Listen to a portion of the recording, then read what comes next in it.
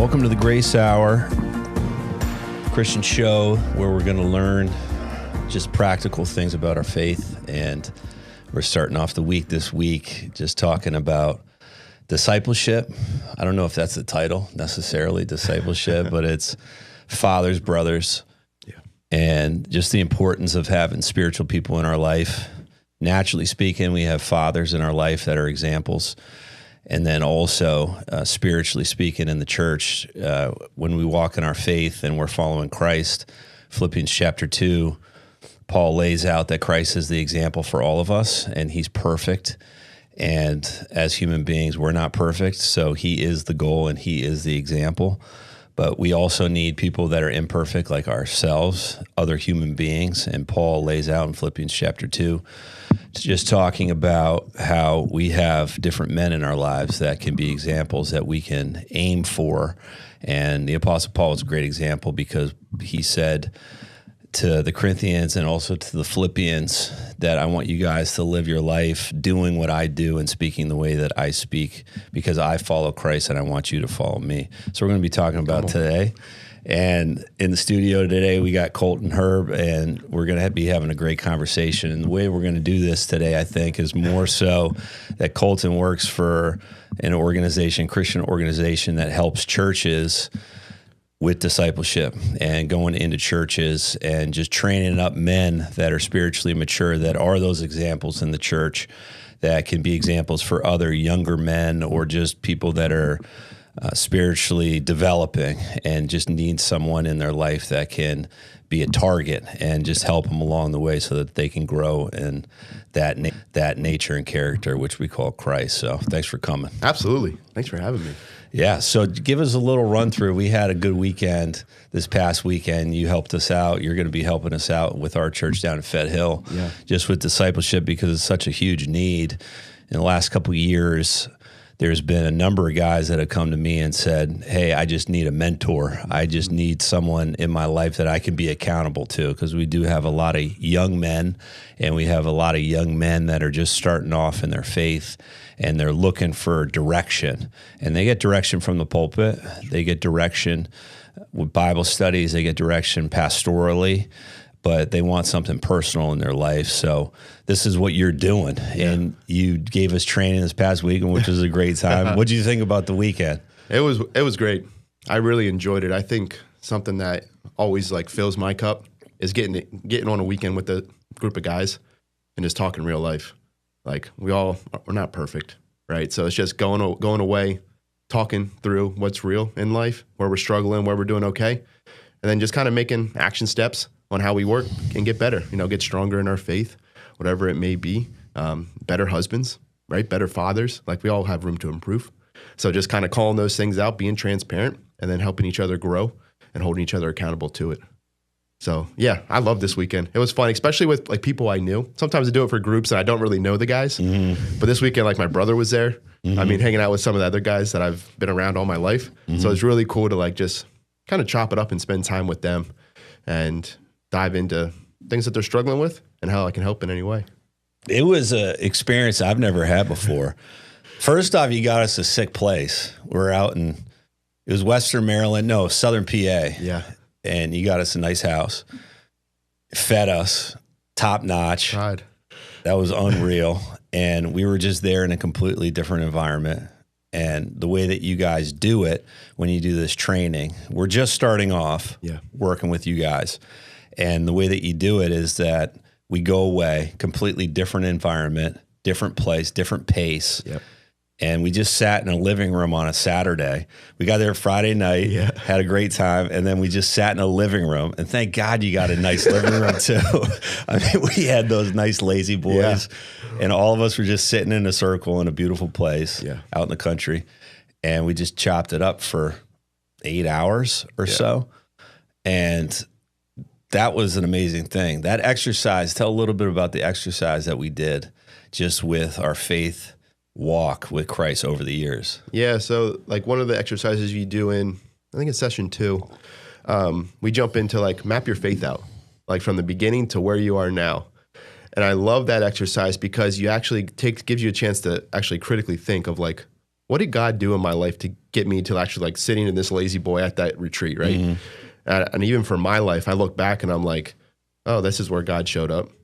This is where I made a bad decision, right? And as you map that out and you're looking at it, you're like, yeah, it wasn't as easy, as I maybe thought it was or how I ended up at this spot. But looking back gives you such great perspective on where God's brought you from. Because sometimes I think we lose focus of that. We get so focused with like what's going on now or what the future is, but we never take a chance just to look back for a minute and be like, God showed up here. He redeemed me here. He forgave me there. He saved my marriage here, saved my faith walk in general. I think that's something huge for me. Like there was a season when I kind of stepped away from church through college and those times, and I wasn't really. I still believed in God, but I wasn't after him, right? I wasn't really chasing him, and there was that season. My life was wild, and that's when the attacks were coming against me. Satan was on me, and there was that like I have a hard stop where my dad like sat me down across the table. He's like, "What are you doing?" Like I'll never like it was like that like interrogator, like the one lights on, like that hard conversation. Like, what are you doing? Right. And that was like a whole switch in my mind because my identity was in swimming. My identity was going to college. That's what my identity was. Is I was this big time swimmer, and that all came to rubble. And it was great though. A turning point, had to go work in a warehouse. Like I felt like I was that like prodigal son a little bit, like feeding the pigs. Like I'm in a warehouse, like sweating like crazy, loading tractor trailers. Like I thought I was this, but then come to find out I'm really not that. But God used that to grow me. I've learned so much from that season, and that allows me to be able to speak to some of these guys that are struggling. Like I know, like I've been there. Like I get it. Like I know what you're going through. So yeah, it's always fun to do that exercise to take a look back and see what God's done in your life. You gave us a half hour. You gave us a big piece of paper, markers, and we had to just do a timeline. I've never done it before. Yeah. And to be honest, it was so helpful for me because I could kind of categorize what God has moved me through in the different stages. Yeah. And everyone, I don't know how many guys we had, 11 guys, was it? Yep. And I think you maybe allotted everybody 5 minutes. Yeah. So you would think like we could try to get it maybe a little bit over an hour, and then 2 hours later we're still going through it. I think I was the last one to do it, and it moved me so much. In one sense, I shared some things I probably haven't shared with too many people. And the thing that stuck out to me when everyone was talking about salvation and then talking about just growing in their faith, one of the questions was different influential people. And I think out of the 11, I want to say 9 of them said their father. So they said that their father was the most important person in their spiritual walk. Yeah. And 1 Corinthians chapter 16 just talks about what a godly man is. Yeah. And having a godly man, there's 2 other guys and their relationship with their father was a little bit different. And we're going to see that in the church as well, that some people are coming from homes that their father wasn't a believer, or their parents weren't believers for sure, or their father maybe wasn't the best role model or example for them, but they've made it through and they've made amends with their father. But what do you think a godly man is, and why is a father so important for us in our spiritual walk with the Lord? Yeah, I mean, you mentioned it right out of the gate with, 1 Corinthians 16, 13 through 14. Be watchful, stand firm in the faith, and act like men. Be strong. My favorite part of this is that 14. Let all that we do be done in love. And when I think of that verse, like, act like men's the hub. That's the middle part. But be watchful. Like, that's huge as men. Like, Satan's after us. Like, he is after us. Like, and I think we sometimes think it's not a big deal, but he's a lion. Like there's an analogy given to me one time. Have you ever seen a lion like rip a carcass apart? Like that's what Satan wants to do to you. He wants to rip you limb from limb, mentally, physically, any way he can, and to take you out of this race that we're in. And I think as men, we need to be watchful, not only for our own families, but for us as a church. Like we need to be vigilant in what we're looking towards and what we see coming, because that's the only way that we know that the enemy's coming. Or are we just with our heads down? How are you going to know? So just being watchful is huge, and stand firm in the faith. Like, what are we rooted in? Like, what have you been taught over the years? I think back over my life, even the season that was a little wild for me, like those things kept me. Those things kept me. The grace, the love that I've learned about. And I just think every time you hear it, you say, wow, sometimes I always love this part. Like, oh, I've already heard that message before, right? We'll put it there. No. Hear that message again and get deeper roots in that area, right? Sometimes we always just like, I've already heard about grace. No. How deep are your roots in grace? Because when the storm comes in your life, the roots is what's holding you, right? Because we recognize the wind and all those things, but what's the roots look like? And I think that's where we start like, what's your depth in all of these, the love, the grace, the mercy, the blood of Jesus? You know, do we know that? Do we know that for ourselves? And my favorite thing is like, be strong. Sometimes we think of like real macho man, but no, we're doing it all in love though. Like, do we lead that way? And you, as you said there, like with our fathers, like that's a representation, or probably I would say is our first representation of what Christ is to us. As kids growing up. Like that's what I think, or that's my role model. In a way, like when I grew up, like my dad was my role model until I learned about maybe Batman and Superman and all those other guys, right? But like he was my role model. I watched how he moved. I watched how he interacted. Like he was our youth leader for a while. Watched how he did that, you know, pastoring. Like your children and people are watching you, and they're taking note whether you believe it or not. And even just men, even if you're not in one of those positions, there's men that are watching other men and how they move. And it could be good or bad. I think that's why we have to be so watchful in how we interact. Do we lead with love? Like, I think it's super crucial. So, yeah, that's what I say about it. Yeah, I mean, Sorry. It's one of the most important relationships that you can have. And obviously, it's not always going to be perfect with a lot of people. But I think with the guys this past weekend and knowing some of their fathers, a lot of times we can think of discipleship as being someone's going to sit us down and then teach us the word, which that is true. But you can have the precepts or you can have the doctrine or the teaching, but then it's better to be able to actually see the teaching in work in your life. It needs to be exemplified or embodied. So you have the message of grace, but then when you have someone who's living in your life or you're living in their world, and then they're exemplifying the things that they're teaching you from Scripture, but then they're showing it in their character, that speaks volumes. So a lot of times we can think discipleship is, I'm going to sit you down and tell you everything that you need to know, which it is that, and it can be that we need to be taught those precepts, but being able to see someone forgive you. I remember with my father getting in trouble and, you know, doing something I shouldn't do, and then him sitting me down and him laying into me, it just in the sense of, what are you doing? And then getting to the end of it and being forgiven. And then I remember him saying one time, he says, okay, we're never going to talk about this again. It's over. And guess what? Never was brought up again. It was completely forgotten. It was out of sight, out of mind. And my identity wasn't rooted in what I just did. That was grace. So I understood grace from that example of him dealing with me that way. And that is discipleship. He discipled me that way. And then I saw something in his life that I wanted. Yeah. I saw some vision that he had, and I realized you get a little bit older and you realize in life, if I don't have a vision, I'm going to be floating all over the place, and that is a completely insecure place to be, and I don't want to be there. I want to be like a guy who's moving a certain direction. I want to have authority in my life, in my marriage, in my family. I want to be a person who has authority in their life. When they talk, they don't just talk words, but rather they're talking truth because it's based upon how they're living their life. So I want that. So having that person or that father to be able to say, even when I'm screwed up, I don't know who I am. I don't know why I'm doing what I'm doing, but that guy seems like he's secure, he's stable, and he's going somewhere. And I'm just so thankful that I have someone like that in my life. So when we're talking about discipleship in the church, how important is it for men?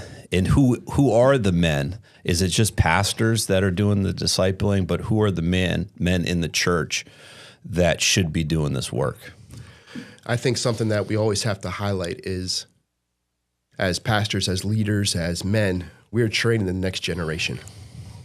You got to own that, right? I always think to myself, my son is 1.5 years now.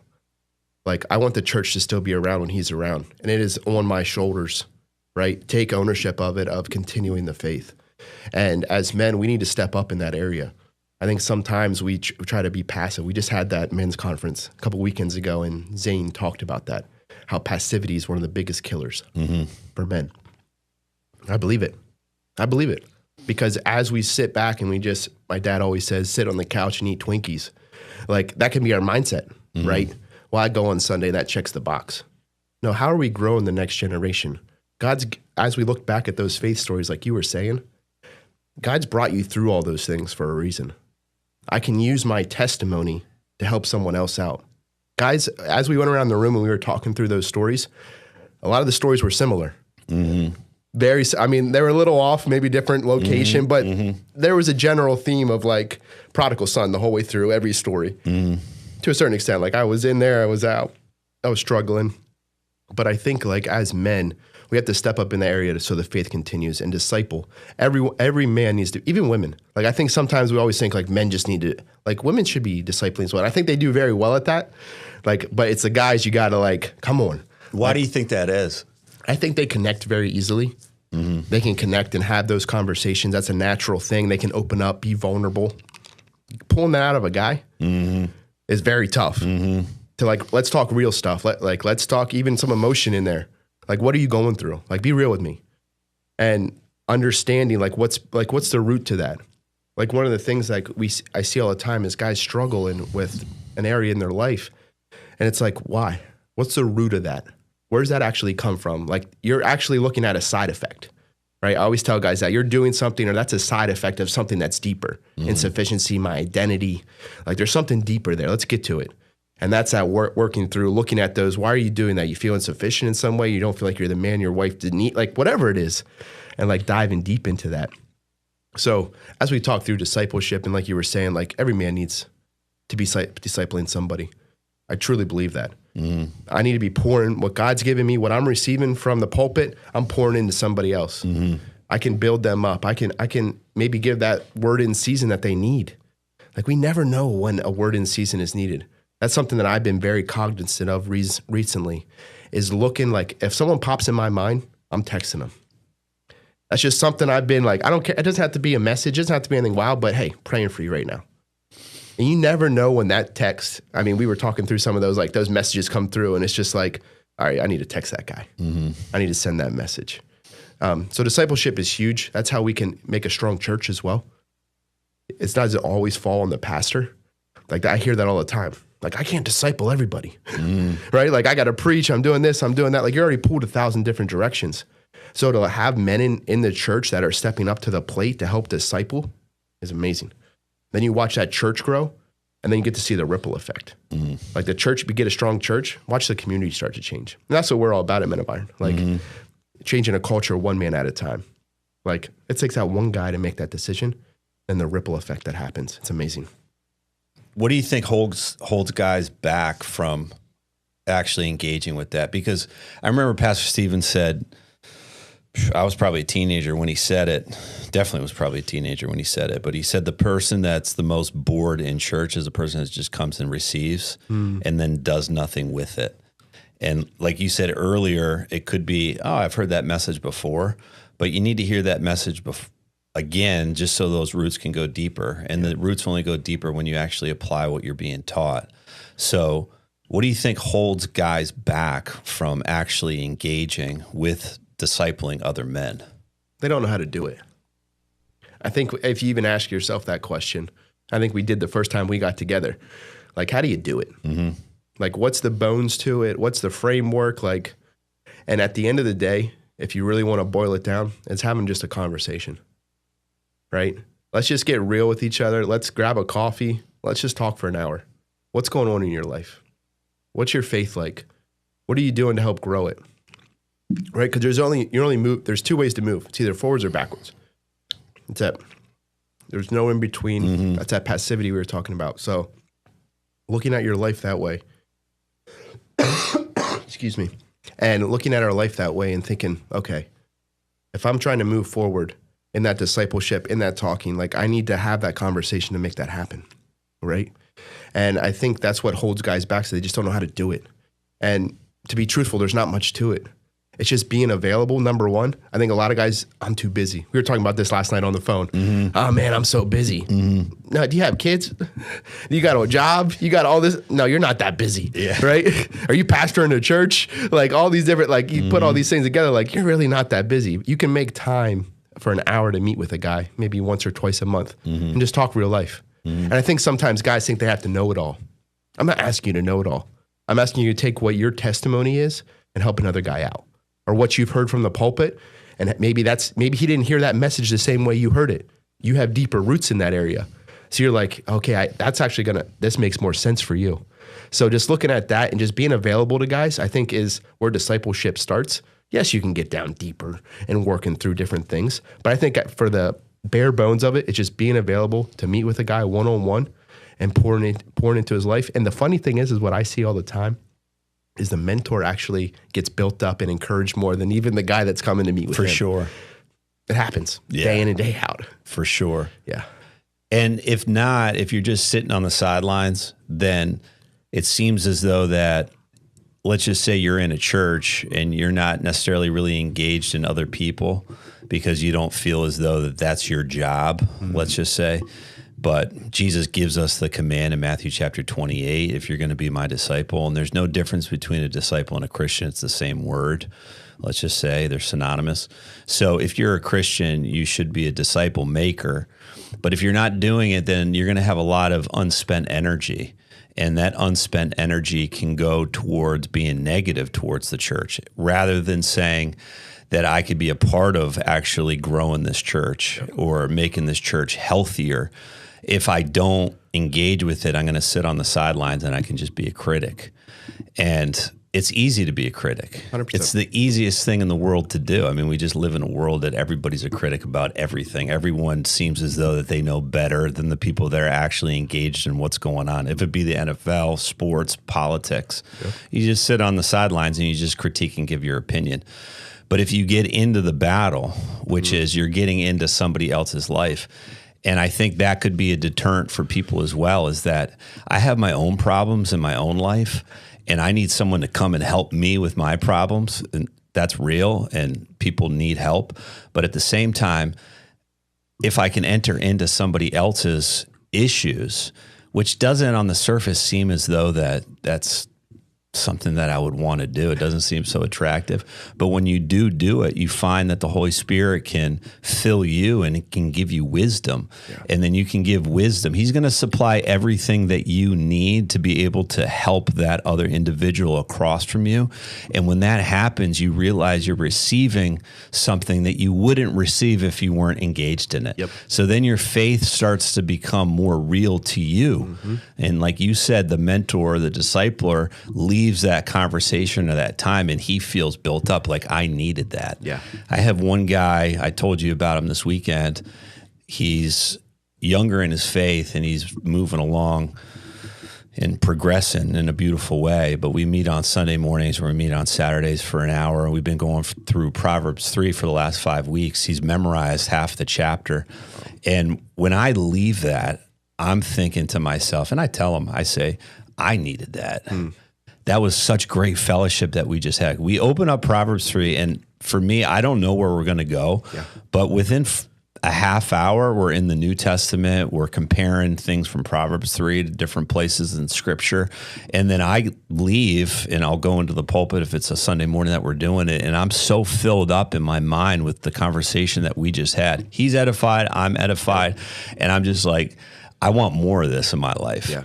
And how do we encourage guys so that they can actually engage with it and taste that, what we're talking about? Yeah, I think that is like the biggest piece. I think through that all the time, really. Like, what if the whole church was doing that? Like, that's what we want. You know what I mean? That's why we need your help. That's why you're training us, because that's what I want to see in the church. Right? Like, imagine that as I thought that even after the weekend, and I even said a little bit about that. Imagine if Sailors Union, Fed Hill Church, is like all the men are doing this. What kind of church does that create?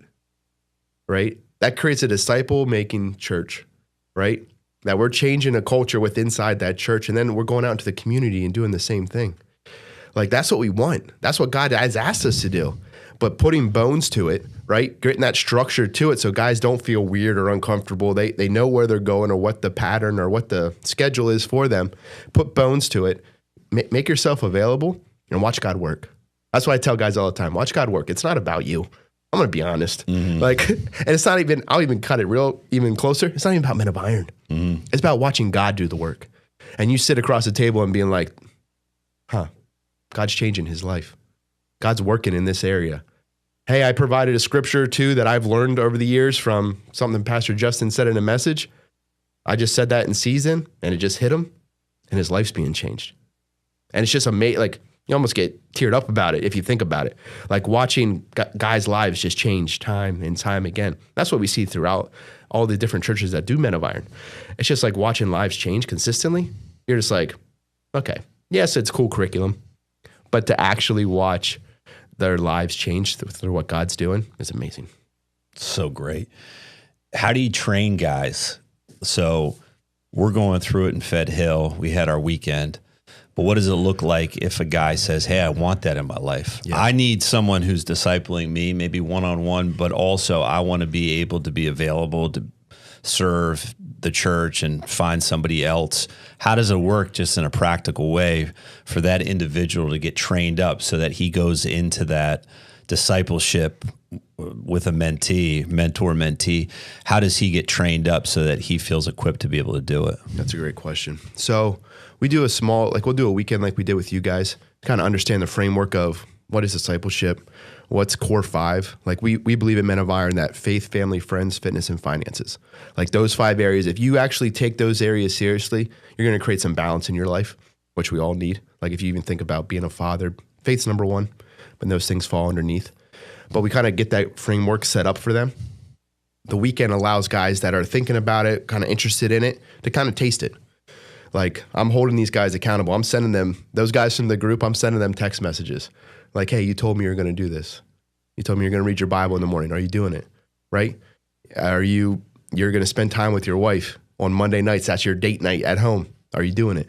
Right? I know one of yours was like, I need to plan a trip, right? For you and your wife.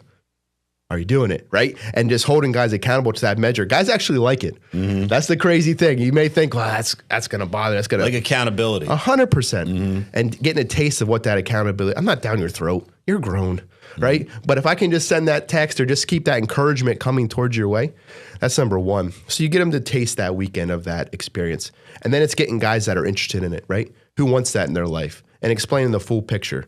Hey, we're going to meet twice a month with this mentor. You never graduate. You never arrive. There's no such thing as arrival. Like you need a mentor consistently. And it may be a different season, maybe a different mentor in your life, right? Like my mentor raised 3, Kenny Stutzman's my mentor. He's at our church. He's one of our elders. And he mentors me because one of the reason I chose him to mentor me, he raised 3 kids. He's an amazing husband. And I'm like, I want some form of that in my life, right? Like, how do I raise kids right now? My son's 1.5 years and he loves yogurt. Like that's the only thing, like that's him right now. And like learning how to raise him, like what's the next step? Like how do I make sure keep pointing my son to Christ? Like, cause it's not, I'm that, like we said at the beginning of when we started, like I'm that representation for him right now. How I'm moving, how I'm talking, all those things, he's looking at me. So as we're creating that mentorship and get to that question is, we just get guys understanding what is the importance of it. It's throughout the Bible. God has called us to do it, giving bones to it, and helping guys grow that way. And then just start making the pairings. We pair guys up. Yes, I want to have some commonality on we both like football. I love making barbecue.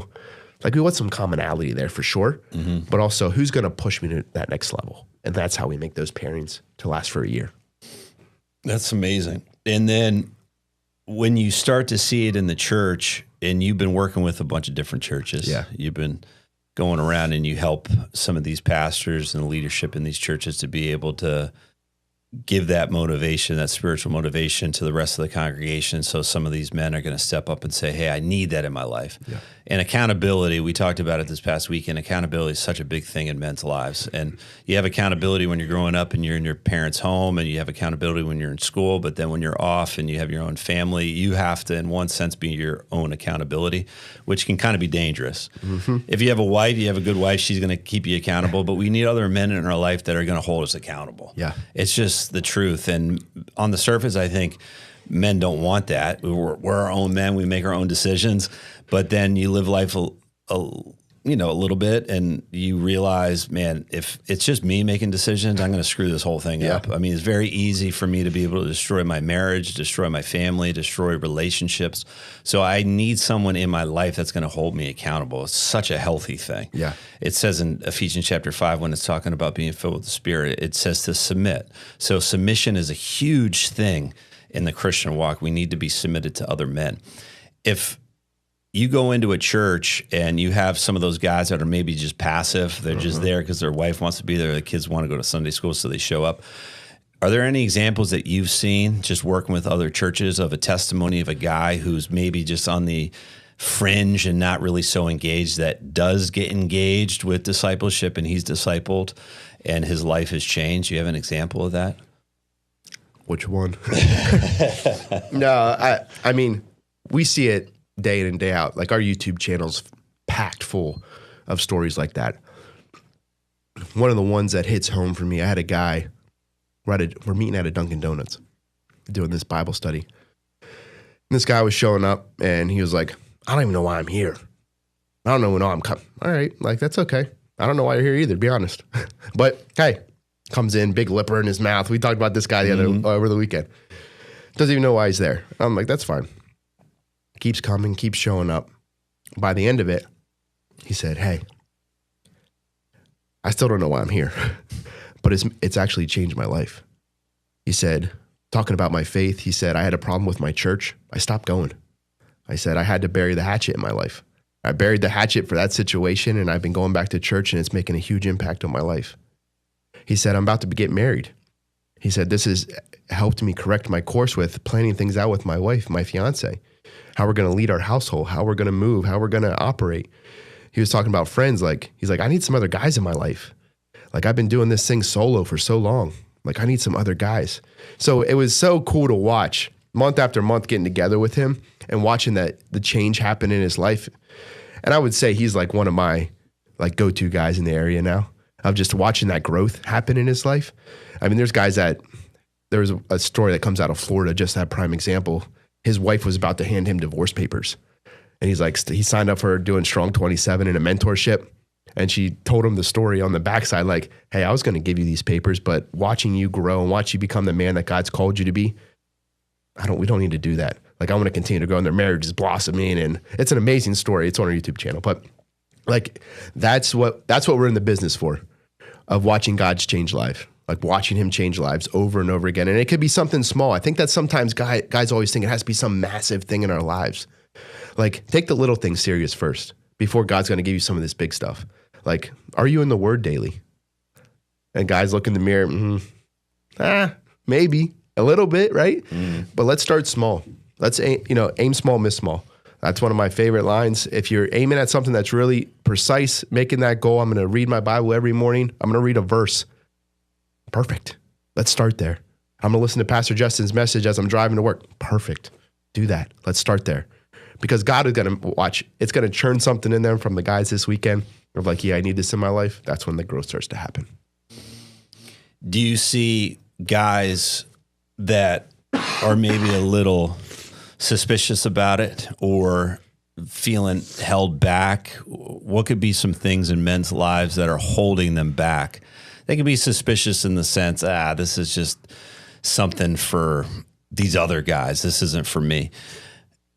Deep down, I think all men know they can have insecurity, they can have fear, but they do know that there's more to life than maybe what they're living with at the moment.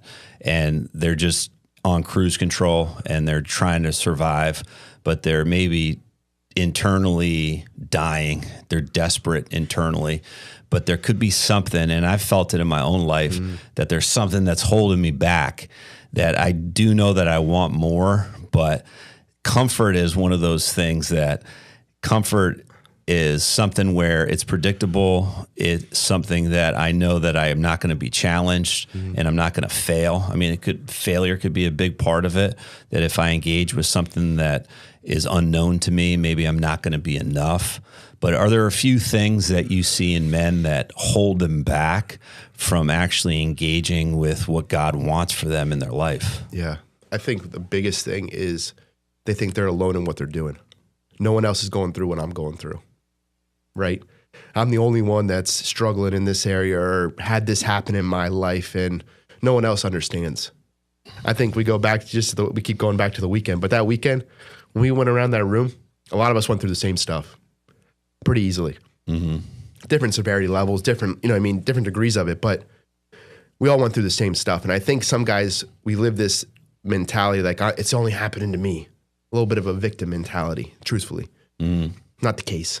A lot of guys are going through stuff. You just don't hear about it because they hold it in, they keep it to themselves, and that's what's really destroying them, truthfully. They keep pushing that stuff down. They keep holding back on, I feel like I deserve, I don't know, I'm struggling in this area, but who am I going to tell? Like, I don't want to tell my pastor because he's going to think a certain way towards me. I'm not comfortable talking with the men in my church because I don't know how, what they're going to think about me. That's what I love about like creating an environment of vulnerability inside the church with men. I'm not talking about being soft. Like it's actually a strength. So as we create that, is that an environment, your guys are more free to talk to one another, to help them out and pull them out of that mire. Like I think of that all the time. Like once that church creates that environment, and I know as a man, I can go to that church and I can share I'm going through, and I know I'm not going to get judged or taken out back and beat or stoned because of what I'm going through, but it's an open place that I can be vulnerable. Imagine the growth that can happen out of that. Guys can come in and be like, arms open, like I'm down bad. I'm down, and having guys that are going to take me, like bring me back to Jesus. Like I need it in my life. So I think that's like the biggest thing. Guys think that they're alone. They're the only ones suffering in this capacity. A lot of guys are going through it. I've been doing this for 2 years with Men of Iron, and I can say there's a lot more guys you think going through stuff. They just maybe don't want to agree with it or don't think that it is, but they're going through it. And having that environment that I can be open with, it makes all the difference. It was interesting too, in just being in the ministry and having relationships with guys over a period of time. They're going to confide in you. And we heard from a few of the guys just struggling with pornography. And pornography is so prevalent in the day and age that we're living in, just because of the easy access to it. And one of the guys who is a leader in our church gave us a testimony about when he was in college and he was struggling with pornography, and his coach called for a meeting on one Saturday and said, "Hey guys, listen, I want to just give you my testimony about how I had sexual sin in my life and how it was destroying me and how I was alone in it. And I know you guys could be struggling with the same thing." And it was a group of guys, I don't know how many, 8 guys or 10 guys. And he said, "Listen, I just want you guys to show up on Saturday morning, and I'm just going to help you guys through this." And this young man on this past weekend was telling us the testimony, and he said that changed him completely because he was struggling in that area, and just bringing it to the light with other guys who were struggling with the same thing, but having one leader that was vulnerable enough to say, "Hey, I've struggled with this in the past. I no longer do. I have victory in it, and I want that same victory for you guys so that you guys can be prepared when you get married, that you're not going into the marriage with this sin, this hidden sin."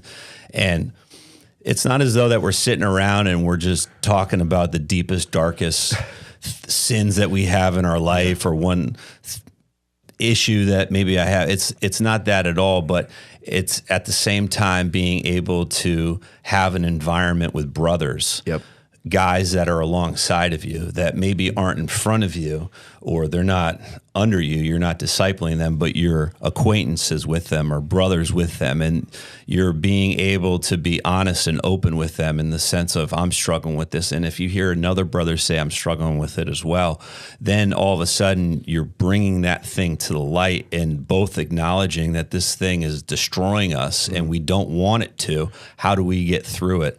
And bringing Christ into the center of it so that you can have healing and health as you move forward. That's an incredible thing to have in a church.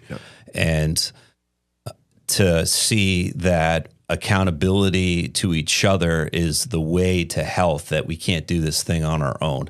And I think with men, we don't want to show that because we want to be strong. Sure. We want to have our reputation with other men in the church, but that can hold us back from being able to actually have an impact and growth in our own life and other men's lives as well. Yeah. I think that's so crucial to have like other guys. We talked about it a little bit, Mark, too. Like, do I got guys that are going to take me to Jesus? Like, that are going to, we talked about actually on Tuesday on our podcast with Men of Iron. And like, I'm talking guys that are going to cut roofs open for me, like knock people out of the way, lower me down into Jesus's area. So I know that's where the healing is. Do I have them? I don't think all guys do. Truthfully, I know I don't have them all. I'm not perfect. I work for Men of Iron, but I don't have them all yet, right? But finding guys I can be open and honest with that are going to push me, right? Cesar Flores is that guy for me. Like, he is my go-to guy. He pushes me. He sends me those verses, the word in season, keeps me accountable. Like, that's what you need in your life. Because he's pushing me closer, makes me a better husband, better father, better leader. Like, that's what I need. And like, that's when we have brothers that we can do life together with. That's where the impact really happens. I know I got guys on my side that are going to take me and carry me. Come on. Like, let's go. Mm-hmm. Like, I'm ready for life. Like, I'm ready. When I'm doing it alone, it's scary. Mm-hmm. You don't know where the attack may, but if I have other guys, we're shoulder to shoulder living life. Come on. I'm ready for that next step. Having guys in your life, like for men, we can have guys in our life that we have things in common. Uh-huh. We can hang, we can hunt with them, we can fish with them, we can play golf with them, we can play cards with them. But there's a difference between guys that we're just hanging out with and then guys that are going to lead us to Christ. Yep. And I love that example in the book of Mark where you have that paralytic man and he can't heal himself. He can't even get to Jesus, but he has 4 guys that are sacrificing their time and their effort because they care about him. And those 4 guys are going to bring him to Christ. And the importance of having godly men. Yeah. And it's interesting that God will put people in your life that maybe naturally you wouldn't pick. Mm-hmm. And it's not necessarily that you're picking them based upon your preference, but it's based upon the fact that this person has something that I need. They have a relationship with Christ and they have a portion in the body of Christ with gifts that can lead me to Christ, or I can see Christ through that brother. And how do we find that? Do we just sit back and just say, okay, I'm just waiting, God, for those guys to show up? Or is it something where, like in the book of Proverbs, it says, if you don't have friends, just show yourself friendly. Mm-hmm. And could it be that if I engage with other people in discipleship, or if I engage with other people just in fellowship, that those guys will show up in my life? So there is a proactive aspect of faith saying, I need these men in my life. How do I get them? Well, maybe I'll just go out and try to show myself friendly to those guys in the sense that I'm going to fellowship with them with the gifts that I have. And then next thing you know, I could look up in a year or 2 years and I do have a group of guys around me that would be those 4 guys that brought the paralytic to Christ. Yep. So there is a level of, I'm not just going to sit back and wait for God to have these guys show up. That could happen. Sure. But is there an aspect of me having to be proactive? Let's just say you got a guy in the church, Chris, who's in some church and he's sitting on the sidelines. He doesn't have any godly men around him. What would that guy do to be able to try to develop, to have those relationships? I think you hit it right on the head. Like, you got to show yourself friendly. You got to get out there, right? I think so many times we play that backseat of like, oh, they'll just come to me. Like, God will provide. I can tell you God will provide, but sometimes you got to be a little proactive. You got to take a step of faith. You got to get a little, like, that's why I always say with guys, like, rubber meets the road at some point, you got to take a step. Like, we always wait for God to show up, and that is true. God does show up. I don't want to take that away, but sometimes you got to put a little action behind it. Mm-hmm. Getting up, talking to guys, making those connections happen. Right? Be available. But as you create that culture with inside your church, that openness is there, those other guys are going to get Chris. Mm-hmm. Like, Chris, what are you doing sitting over here? Like, come over here, get in this conversation, or hey, let's go grab coffee next week and just, and those connections, that culture begins to happen with inside the church. That's where it doesn't start. Well, my brother said this and it was so funny. He's like, if I get past the AV table, I went too far. Yeah. Right? Like, and that's true. Yeah. Like, we all have our parameters, sections at church. Like, okay, this is my section. When church ends, How fast can I get to that back door? Right? But am I in there to help grow and continue to sharpen myself? Proverbs 27:17. Like, am I there to continue to sharpen myself with that fellowship, with those connections with other guys? And I think that's so crucial for us, because sometimes I was there Sunday, I checked the box, let's get out the door. Right? Are you trying to really grow your faith? Or are you trying to check a box? Like, let's get real with it. Like, are you really trying to have this walk that God is offering to us and giving to us? Are you just there to, hey, Justin saw me. He saw me in the back. I showed up. I'm out now. Right? Like, what's the next step for you? And I think for guys, like, what is the next step for them is to have discipleship in their life, have mentorship in their life. Like, they want to have that walk with God. Challenge one another, hold each other accountable. Be disciplined in an area in your life. Be resilient. Like, that's one of my new, like, my word kind of for this year is like resiliency. Like, no matter what comes, like, I'm just going to keep going. It's not always going to be pretty. It may not always look great, but I'm just going to be resilient. Like, I'm just going to keep going. And God's going to show up for me, and I'm going to be taking those steps of faith and see where he takes me. It's amazing. It's much better to live your life that way with the target, and the target is Christ. And for people to just sit back and get passive, which we all can. Like, men are lazy. Yeah. Let's just say it. 100%. Men are lazy. Men are selfish. Men want their little world. It's their time. And listen, life is hard for men. I mean, in the sense that you have a lot of responsibility, especially if you have a family. So you're working, you have your wife, you have a lot of relationships that you're trying to maintain. But to say, hey, I need something more in the church is a step. That's a huge step. But Christ always calls his disciples, and he calls them to follow him. So they have to make a decision, and they have to do it by faith. But when you do make that decision, you show up and he's preaching the Sermon on the Mount, or he's dividing the bread in John 6, or he's raising Lazarus from the dead in John 11. You get to see God in action when you actually obey what his calling is, and you have to make a step of faith. And so when you do have that, and it could be scary for guys, of course. You're stepping out on the water.